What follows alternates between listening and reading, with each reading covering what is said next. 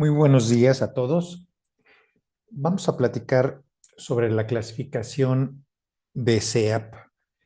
Quizá para la gente que está familiarizada con el tema le resulte interesante esta revisión, la más reciente de ellas, de hace poco más de 5 años, la clasificación de SEAP, que resulta importante e imperativo el reconocer este tipo de refinamientos y actualizaciones a la misma para que junto con el clínico, junto con el cirujano vascular, estemos intercambiando información y participando en estadísticas, hablando siempre el mismo idioma. Hablar de la clasificación de SEAP es algo similar como hablar sobre la clasificación de BIRATS.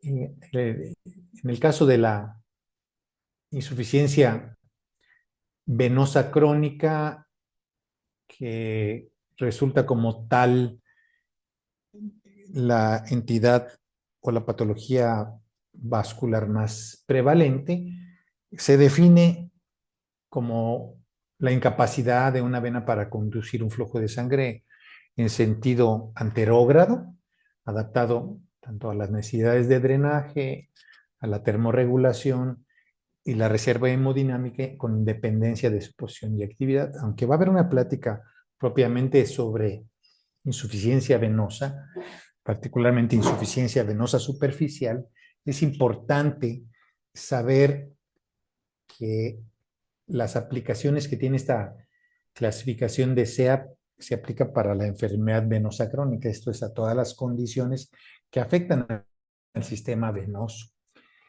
Y hablar en general de enfermedad venosa crónica es algo así como un pequeño rompecabezas, un diagrama donde todas las piezas están revueltas y con el conocimiento nosotros trataremos de organizar toda esta información. De eso se trata.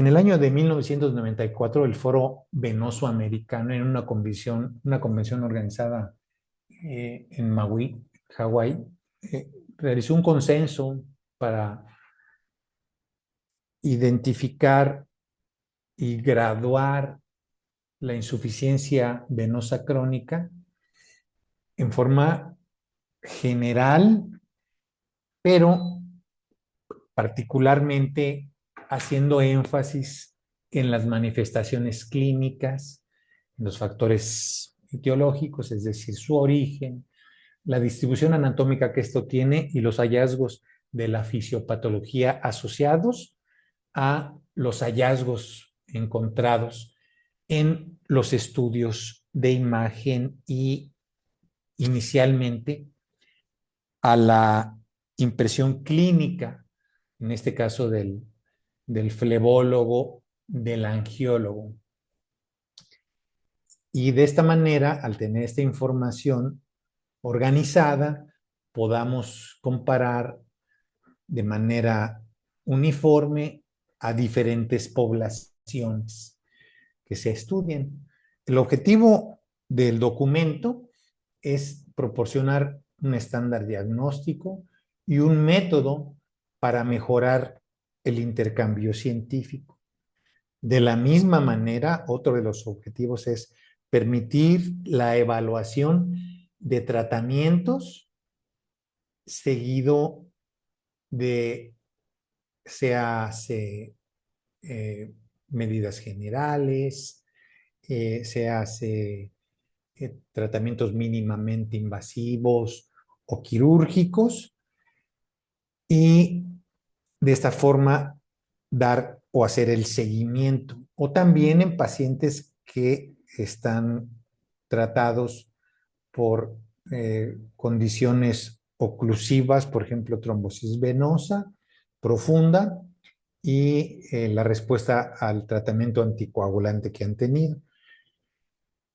La comunidad médica a nivel internacional vio la necesidad de establecer un sistema de clasificación de la enfermedad venosa crónica con la finalidad de hablar el mismo diagnóstico. Dicho sea de paso, y resulta importante recordar que basta con echarse un vistazo a diferentes charlas, documentos, artículos, como para ver que hay muchas clasificaciones que no tienen propiamente un sustento basado en evidencia. En este caso, de la clasificación de SEAP sí lo es. En el caso en este documento, los aspectos generales es probablemente, como yo lo mencioné en un inicio, la enfermedad venosa crónica, la enfermedad que se extiende universalmente y proporcionalmente más en la población.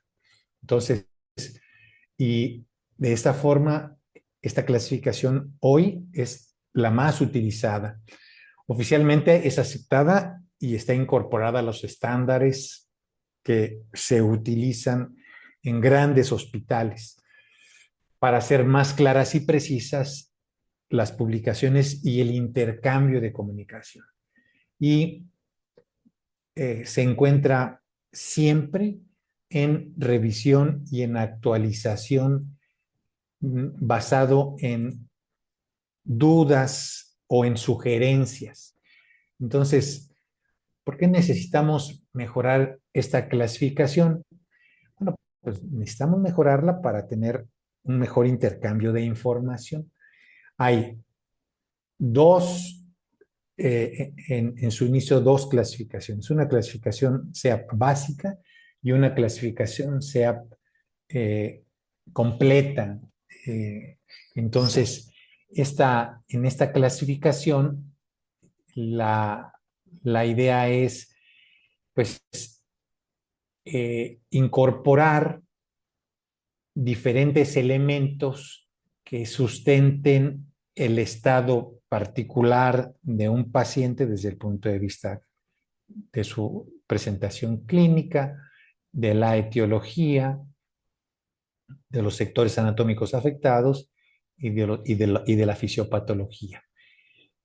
En 1995, esta era la clasificación clínica C0 sin manifestaciones de enfermedad. C1 no se hacía referencia más que solamente al aspecto clínico de venas telangiectásicas o venas reticulares. 3, edema. 4, hiperpigmentación de la piel o lipodermatoesclerosis. C5, una úlcera cicatrizada. Y C6, una úlcera activa. Pero una úlcera en topografía venosa. Esto es, la mayor parte de las úlceras venosas se localizan en el borde interno y distal de la pierna, cerca del maleolo tibial. En esa área, esas son las que son típicamente venosas. Las que se tienen otra localización pudieran ser venosas, pero en la gran mayoría de las ocasiones son úlceras arteriales o neuropáticas. Entonces, con el paso se propusieron cambios en esta clasificación de SEAP, C0 sin signos, pero se habló ya de la importancia de diferenciar entre las venas telangiectásicas y las venas reticulares en C1 y C1A y C1B, dado el calibre de las estructuras telangiectasias, menos de 1 milímetro. Venas reticulares de 1 a 3 milímetros. Venas varicosas, más de 3 milímetros. Y si ustedes comparan la clasificación original de edema en C3, si continúa el edema perteneciendo a C3, pero el solo edema es C3A. Y C3B se queda confinado para la corona flebectásica para plantar. C4 se volvió A y B, C4 para eczema y pigmentación y B para atrofia blanca y lipodermatoesclerosis. Esta es la propuesta que se hizo en un momento. Y C5 se hizo A y B para una úlcera cicatrizada o una atrofia blanca. Y la C6, una úlcera activa, C6 y una úlcera que recurre en C6B. Esa es lo que se propuso. Entonces, con el paso del tiempo se agrupó una gran cantidad de información y con esta información se hicieron mesas de trabajo, como lo vamos a ver un poco más adelante. ¿Qué se logra llevando de la mano el aspecto clínico con el aspecto ecográfico? Pues se provee una visión clínica global de la mano de un mapeo venoso. Eh, Sirve como una guía de diagnóstico y seguimiento, tanto la parte clínica de la mano de, lo veno, de un ecodoppler de miembros inferiores. Permite además interrelacionar la presentación clínica con la etiología subyacente, como ya lo mencioné, la distribución y el origen de la misma.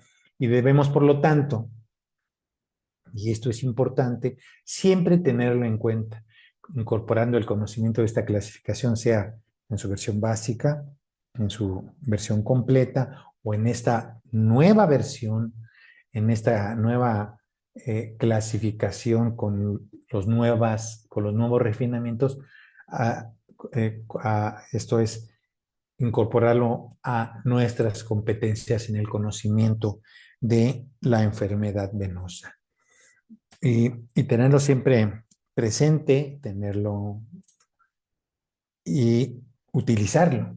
No solamente eso, lo que nosotros en el consultorio hacemos es efectuamos la exploración, siempre de la mano del aspecto clínico, mantenemos una estrecha colaboración y comunicación con los angiólogos que nos derivan pacientes y eh, de ahí que mantengamos una adecuada comunicación en todos sentidos, en los hallazgos como en las manifestaciones de la enfermedad y como lo describimos en la clasificación de SEAP.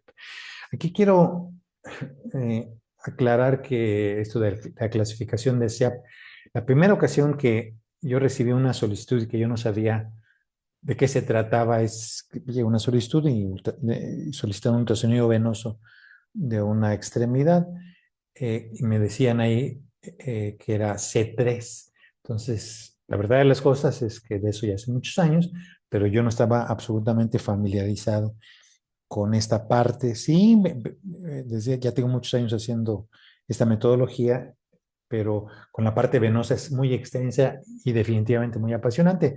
Entonces, bueno, pues claro que me documenté y pues caí en la cuenta de que esta C corresponde al aspecto clínico, de ahí la clasificación. Está en inglés, por eso la P, ¿no? Entonces, C al aspecto clínico, E al origen, a la etiología, A la anatomía y la P a la fisiopatología, claro, porque está en inglés. En el descriptor C existe C0 sin signos, C1 telangiectasias o venas reticulares, ya vimos que ahora hay C1A y C1B, troncos varicosos, C2, C3, edema, ahora hay C3B, recordemos que esa propuesta se aterriza en esta nueva clasificación, pero esta es la clasificación original, ¿no? C4, cambios tróficos en la piel e hiperpigmentación, una úlcera cicatrizada C5 y C6 una úlcera activa. Eso corresponde al descriptor C y es algo que tenemos siempre que tener en mente. El hecho de que un paciente se encuentre en estadio C0 o C1 no implica en absoluto nada al respecto de la gravedad o la sintomatología del paciente. Igual puede haber un paciente en un estadio C4 que tenga menos sintomatología que un paciente que esté en C1. Entonces, esto es solamente el aspecto clínico con el cual debemos de familiarizarnos. Entonces, no es siempre la apariencia, ¿no? Tenemos que ir más allá. Por eso es importante estar familiarizado con estos hechos. Muy bien, entonces era lo que les mencionaba de que hoy por hoy, pues también debemos estar familiarizados con esto, pero también con el léxico que se utiliza en angiología para la parte flebológica.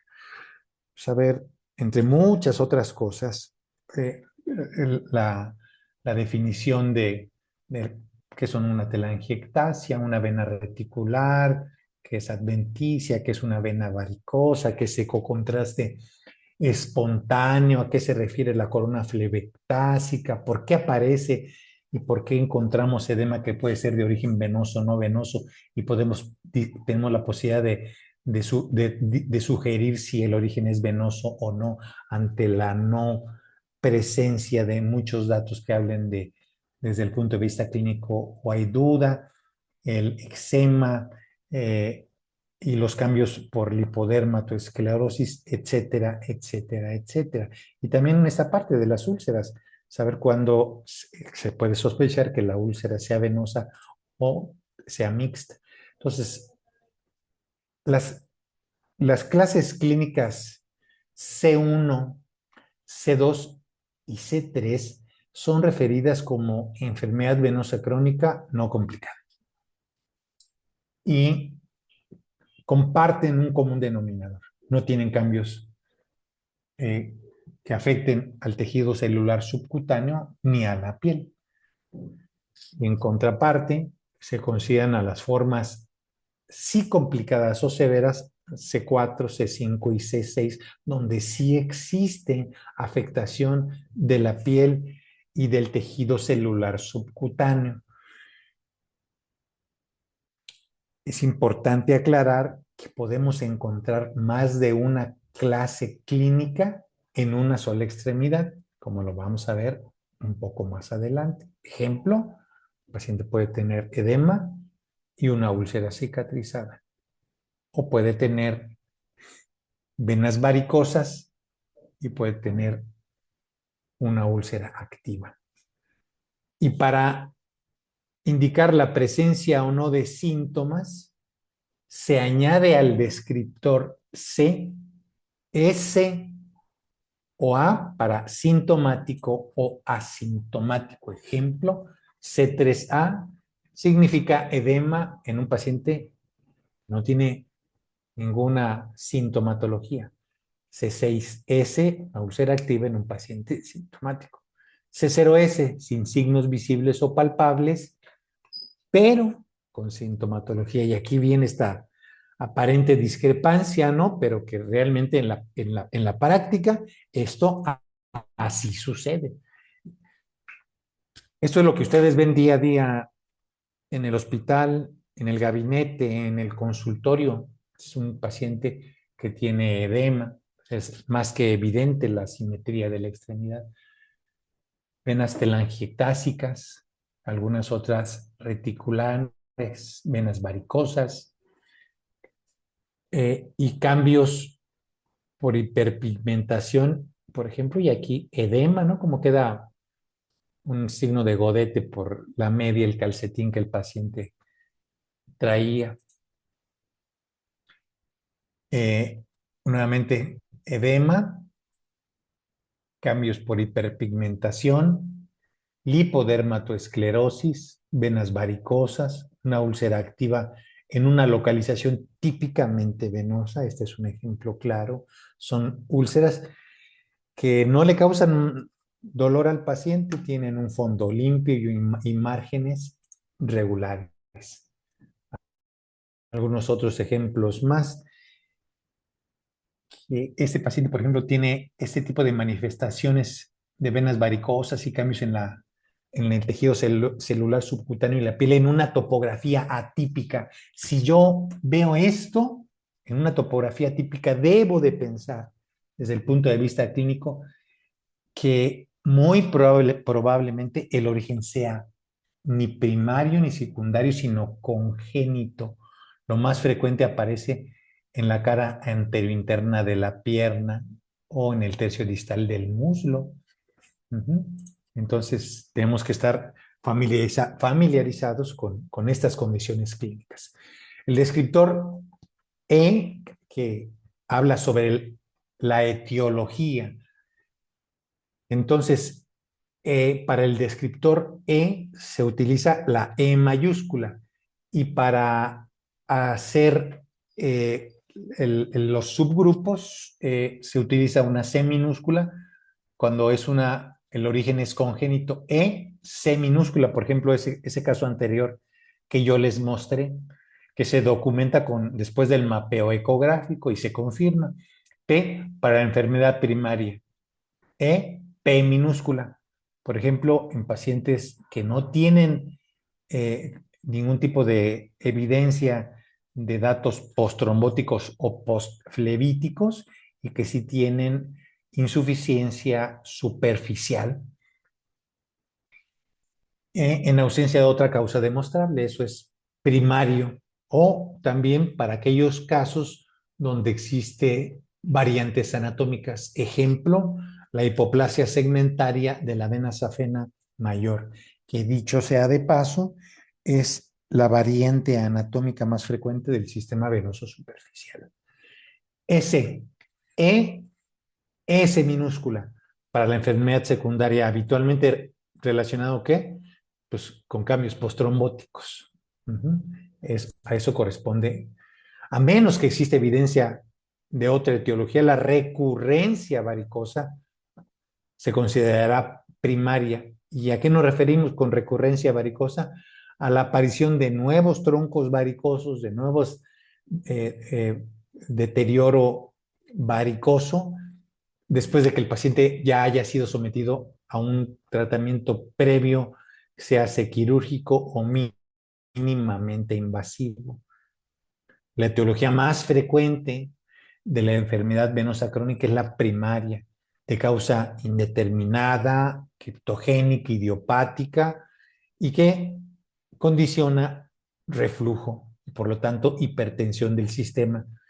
Y dicho sea de paso, ¿y cuál es la más prevalente? La que afecta al sistema venoso superficial.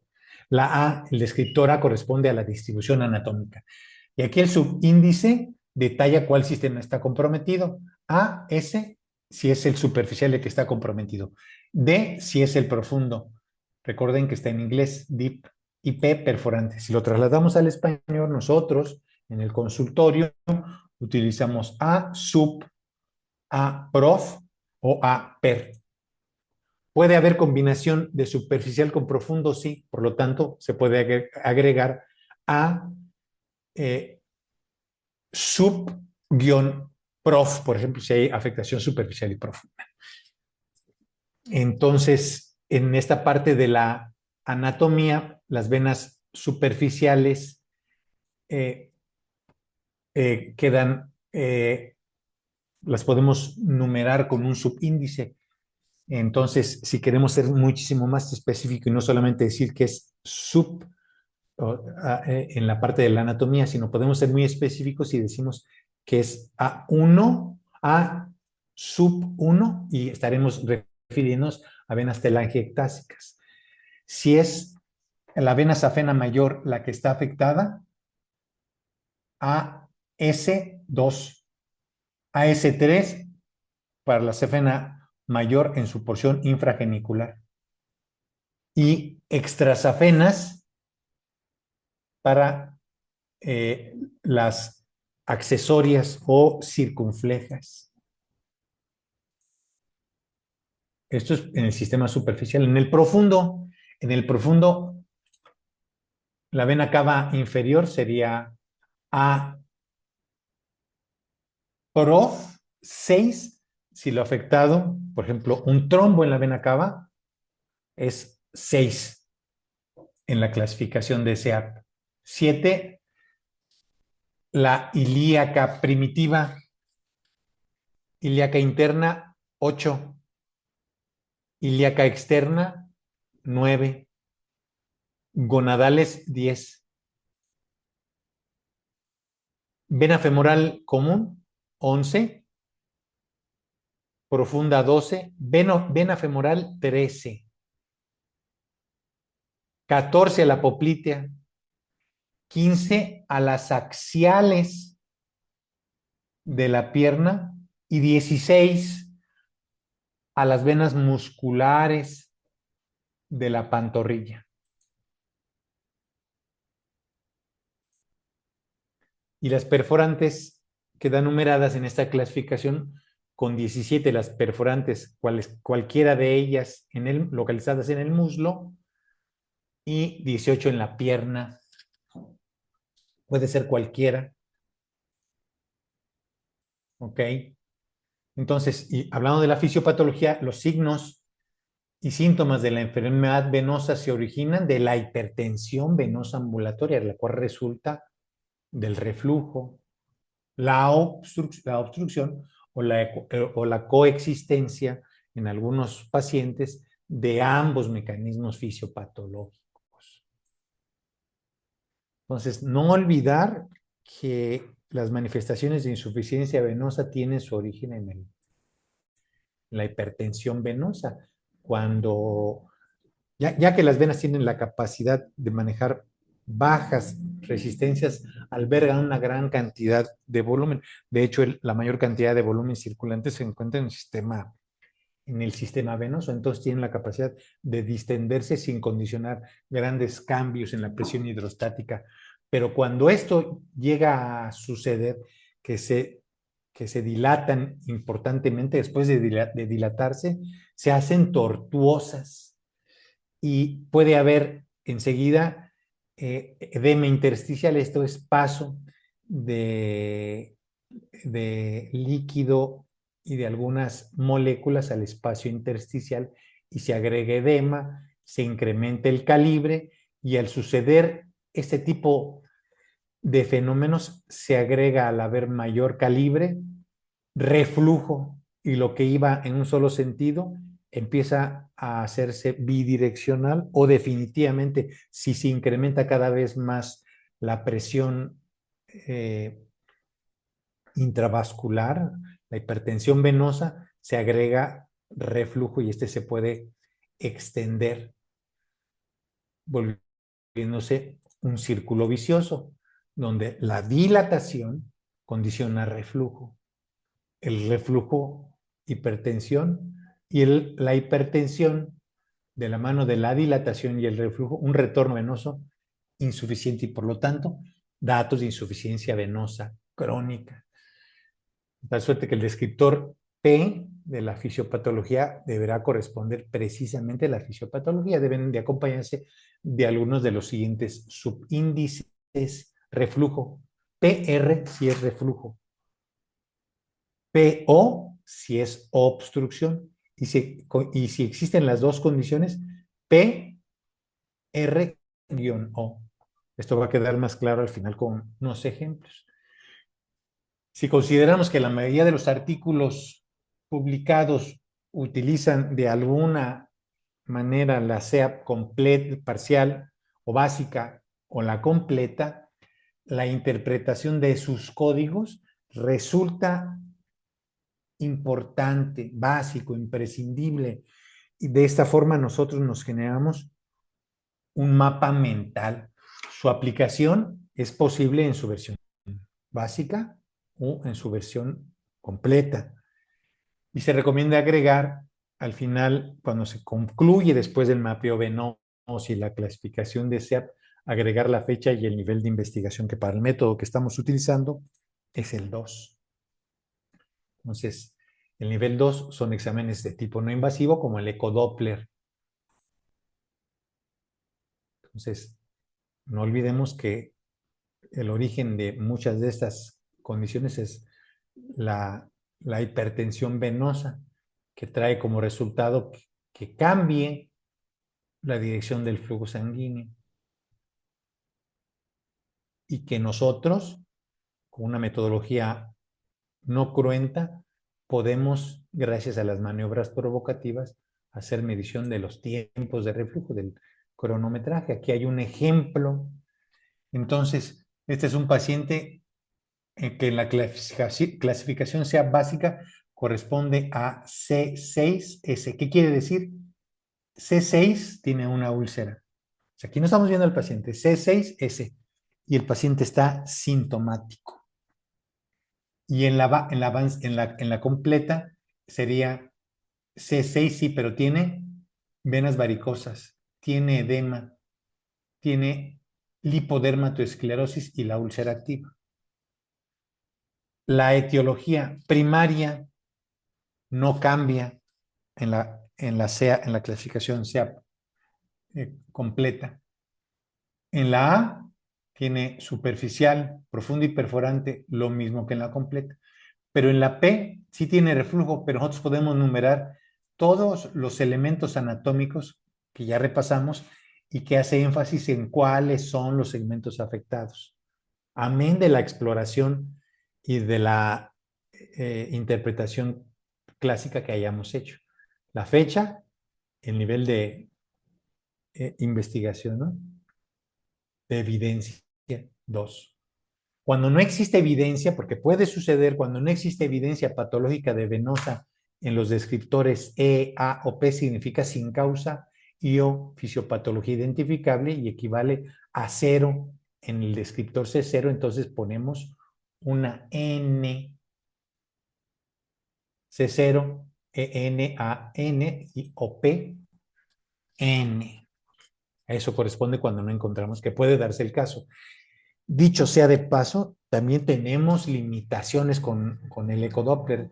El ultrasonido Doppler también tiene ciertas limitaciones dadas las complejidades técnicas de acuerdo al que pueden ser inherentes al paciente, un paciente que tenga una superficie corporal muy grande, mayor de 25 metros por kilogramo, que tenga gran afectación del tejido blando, que tenga imposibilidad para la realización del estudio por uno u otro motivo, ¿no? Que el paciente no colabore. Entonces, en la clasificación pues, claramente pues, hay pacientes que son muy complejos. Entonces, dada la complejidad o la imposibilidad de clasificar a todos los pacientes, estas son algunas de las limitaciones las cuales llevaron a hacer esta nueva revisión en la clasificación y falta de estandarización de los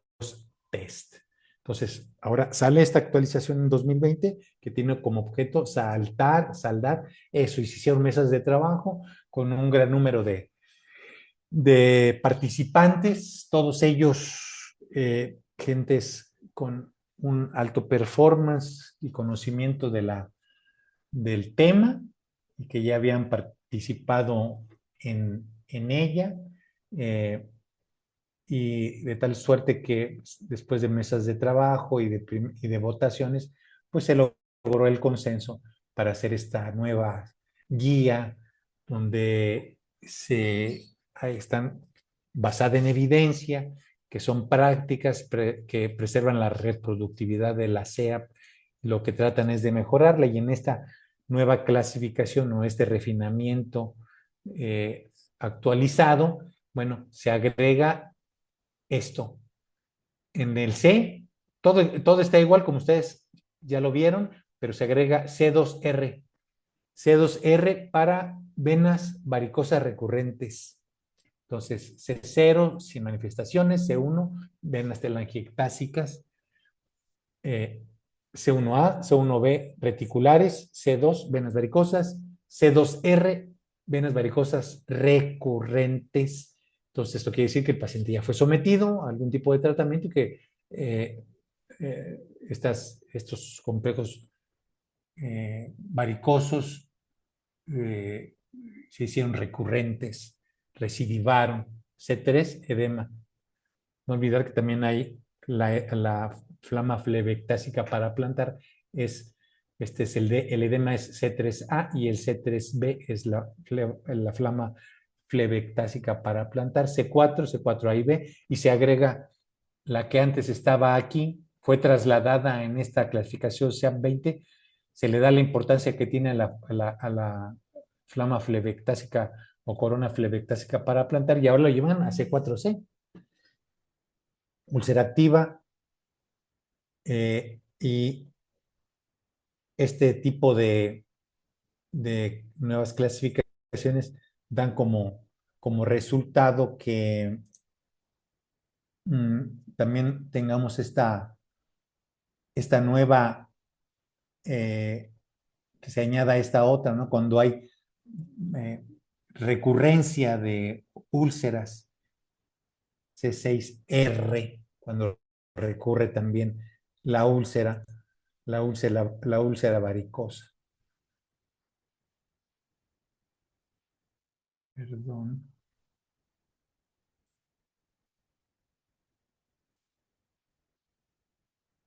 Ok, perdón. Aquí ya, perdón.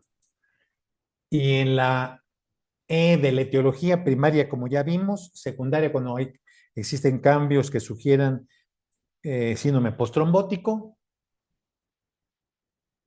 pero se agregan en el secundario ES y si el origen es de esta etiología es intravenoso. Ejemplo, lo postrombótico. Si encontramos cordones fibrosos, si encontramos defectos de represión intraluminal, seguramente lo podemos clasificar como ESI por el origen intravenoso, y lo extravenoso es lo que no está afectando al lumen. Esto es, por ejemplo, obstrucciones, tumoraciones, insuficiencia cardíaca congestiva, fibrosis retroperitoneal que modifica la bomba toracoabdominal. Ya veíamos, también es P, ES y EC para lo congénito, y si no existe ninguna causa identificable, EN. Así es como lo ponemos. Y se agregan algunos descriptores más, ¿no? Como puede ser si el paciente tiene síntomas o el paciente no tiene, no tiene síntomas en la clasificación, sí puede tener o no algunos cambios. Entonces, miren, por ejemplo, esta es la flama flebectásica o la corona flebectásica para plantar, que antes era C3B, ahora es C4C.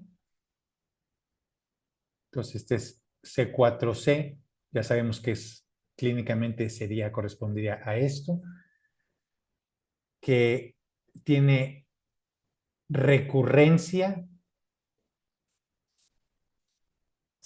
C4, eh, que puede ser primario, perdón, que puede ser secundario extravascular o secundario intravascular. También se agregó, aquí se resumen los cambios, C2R si hay recurrencia de venas varicosas o C6R si hay recurrencia de la úlcera. La A, bueno, se agregan en la A, en la parte de la anatomía, algunas abreviaciones que corresponden, para ser más específico, a C4, perdón, a vena safena mayor suprapatelar o a la vena safena mayor infrapatelar, si es el segmento afectado. Se omite decir safena externa o parva y se le llama safena menor estrictamente.